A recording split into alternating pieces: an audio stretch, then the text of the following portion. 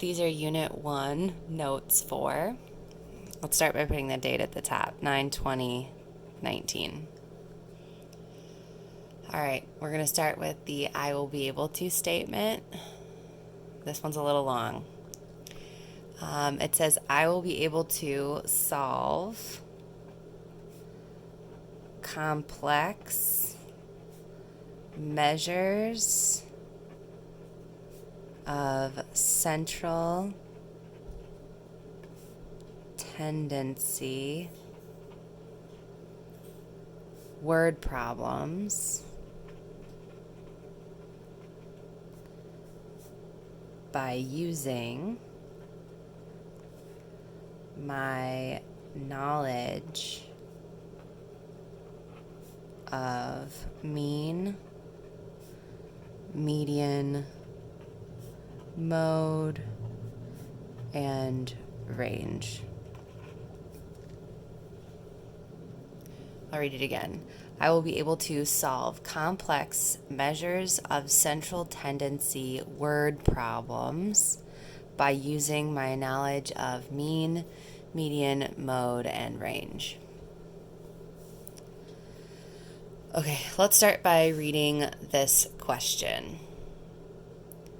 The question says, the scores for the following 7 students are from the most recent honors algebra test: 78, 74, 73, 77, 75, 70, and 72%. What would the 8th student's test score need to be in order for the average to be a 75%? Okay, so let's go through the steps. The first step says average is the same thing as mean.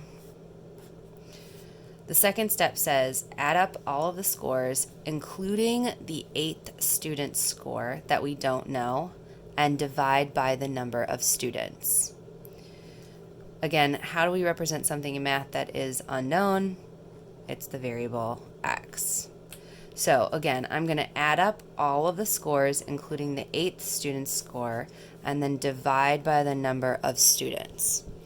So here we go. Let's start by adding up all of the students' test scores.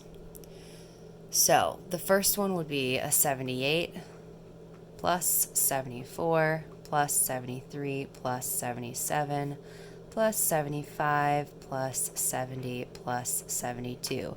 Again, that's 1, 2, 3, 4, 5, 6, 7 test scores. But like I said, we need to add all 8 student test scores, and that would include the unknown test score.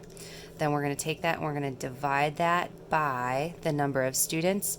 Scores, that's 8 scores, so I'm dividing it by 8.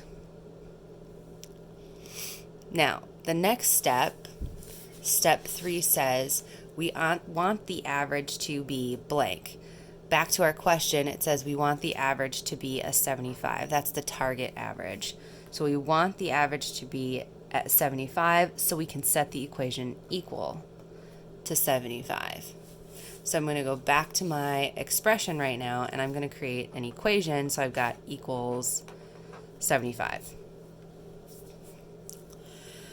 Okay, now step 4, it says use inverse operations to solve for x, the missing student's score. So I'm going to use inverse operations here. So the first thing I'm going to do is I'm going to combine like terms first and foremost. So I'm going to add up the first 7 scores that we know. When we add those up, we get 519, and then I'm going to drop everything else down. So plus x divided by 8. And I know that I want the average to be 75. Now I'm going to use inverse operations here to solve for x. X is, again, the student's unknown score, the 8th student. So I'm first going to see what's happening to x. X is being added to 519, but it's also being divided by 8. So the first thing I'm going to do is I'm going to do the inverse operation of dividing by 8, and I'm going to multiply by 8 on each side of the equation. Here I've got 8 over 8, that equals 1. And I've got 75 times 8, that ends up getting us 600. I'm dropping everything else down. In my last step, I'm solving for x here, and I'm going to do the inverse of positive 519. So I'm going to subtract 519 on both sides. 519 minus 519 is 0, so it cancels out. We're left with positive x on the left side. 600 minus 519 is 81.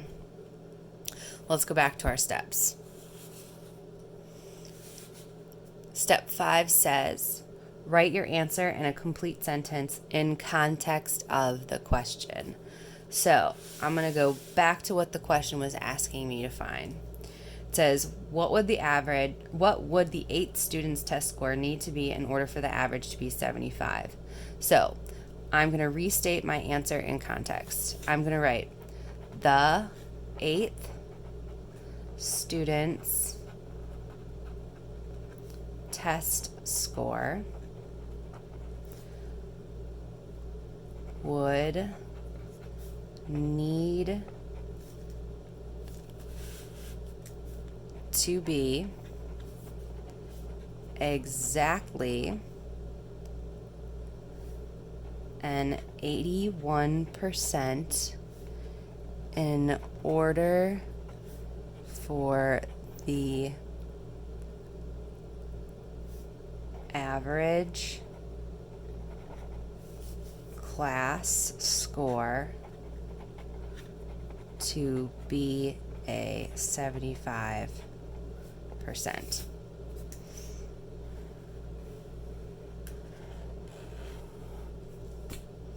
That's it.